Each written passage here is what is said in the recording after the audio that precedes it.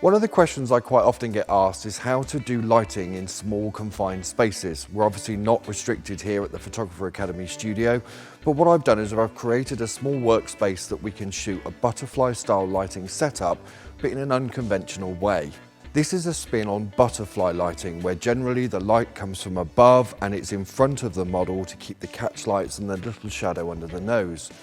If you're restricted with height, this can sometimes be difficult. So what we've done is spun this around and got our model led on the floor with a butterfly lighting setup from behind. To get the dramatic look I'm after, I really need to be well above my model, shooting almost directly down.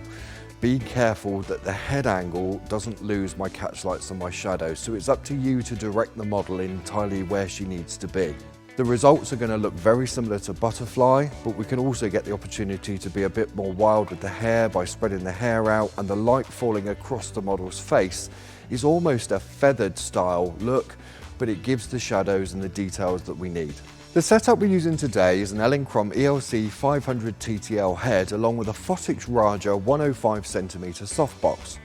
My other go-to modifier for this type of shoot is an Elinchrom 135cm Octa. The light qualities are fairly different.